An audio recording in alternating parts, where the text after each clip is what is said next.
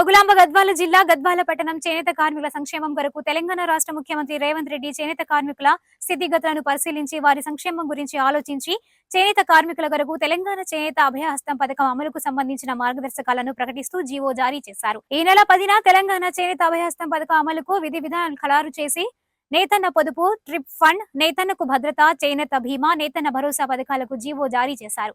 ఈ సందర్భంగా గద్వాల చేనేత కార్మికులు సీఎం రేవంత్ రెడ్డి చిత్రపటానికి పాలాభిషేకం చేశారు. ఈ సందర్భంగా గద్వాల చేనేత మాస్టర్ వీవర్స్ సంఘం అసోసియేషన్ అధ్యక్షుడు అక్కల శ్రీనివాస్ మాట్లాడారు.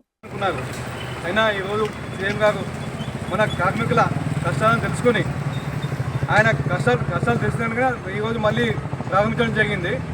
దాన్ని మన ఎమ్మెల్యే ద్వారా తెలపడం జరిగింది, మన బండకృష్ణ ద్వారా తెలపడం జరిగింది.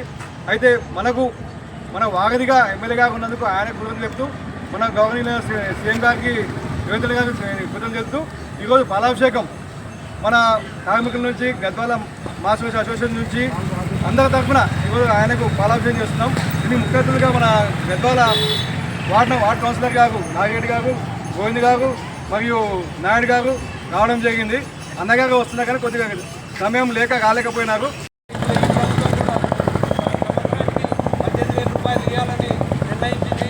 ఈ శుభ సందర్భంగా పురస్కరించుకొని మనము సీఎం గారికి కృతజ్ఞతాభావం తెలియజేయడానికి పాలాభిషేకం చేయాలని చేనేత కార్మికులు అందరూ కూడా ముక్తకంఠంతో తీర్మానం చేసి మనము ముఖ్యమంత్రికి ధన్యవాదాలు తెలియజేయాలని పాలాభిషేకం చేయాలని మనము ఇక్కడ సమావేశం ఏర్పాటు చేసుకున్నాము. దీనికి ముఖ్య అతిథులుగా మన ఈ వార్డు కౌన్సిలర్ నాగిరెడ్డి గారు చీఫ్ గెస్ట్గా వచ్చినారు. అదేవిధంగా మాజీ కౌన్సిలర్ మన కుల సంబంధించిన గుట్ట భావని గారు, అదేవిధంగా మహిళా కార్మికులు రావడం జరిగింది. అదేవిధంగా ప్రభుత్వానికి మనం సదండంగా ఉండడం వల్లనే మనకి సంక్షేమ పథకాలు అందిస్తున్నాయి. కాబట్టి మనకు మన పట్టణ అధ్యక్షుడు